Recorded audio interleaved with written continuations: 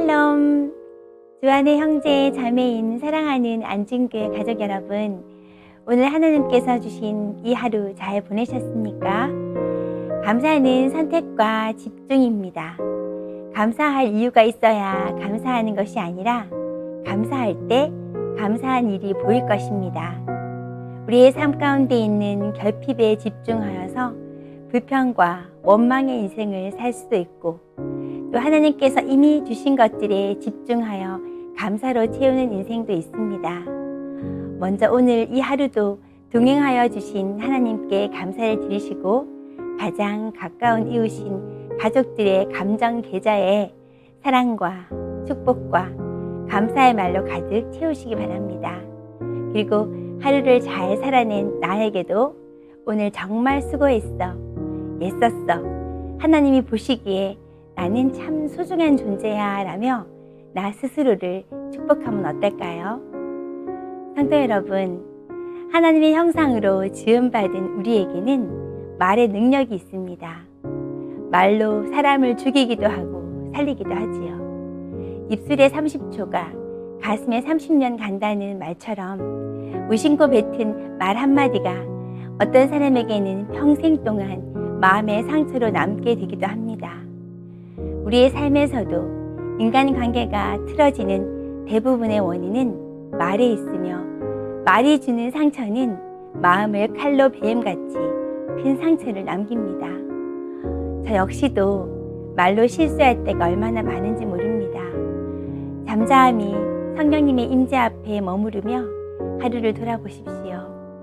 입술로 지은 죄가 생각나신다면 이 밤이 가기 전에 하나님 앞에 또 사람 앞에 잘못을 진심으로 고백하여 용서를 구하십시오. 용서하고 용서받고, 주님께서 우리를 용서하고 품어주셨는데 우리가 용서하지 못할 사람이 어디 있겠습니까?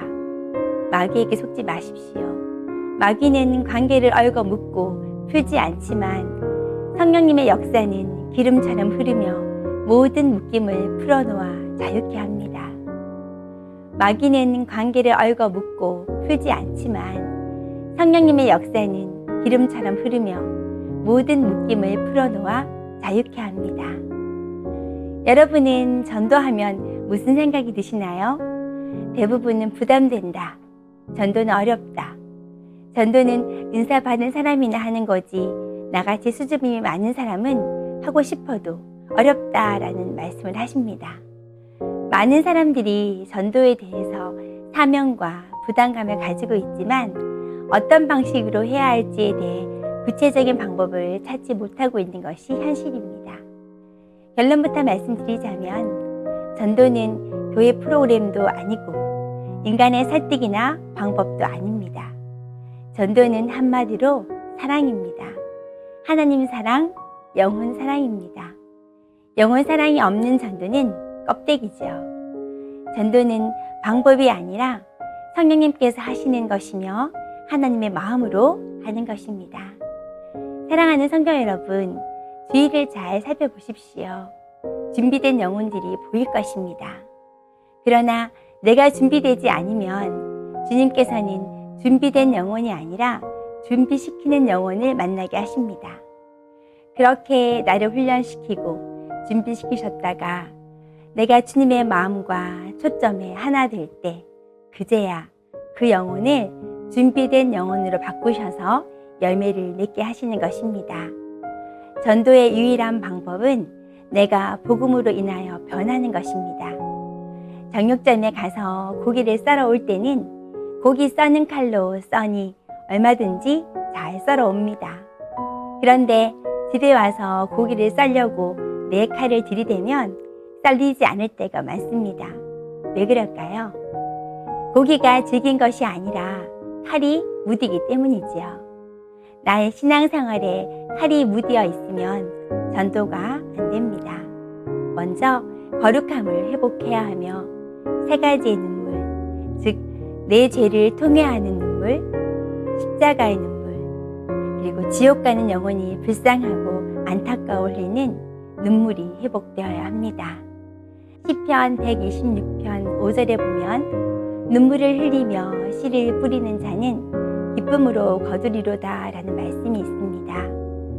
사람들이 교회에 들어오는 영혼 추수에는 두 눈이 충혈되어 있지만 눈물로 씨를 뿌리는 데에는 관심이 있었나 돌아봅니다. 어떻게 하면 전도를 더 많이 할까? 어떻게 하면 한 영혼이 더 교회로 올까? 그것보다 어떻게 하면 잃어버린 그 한 영혼을 품고 진심으로 더 울 수 있을까?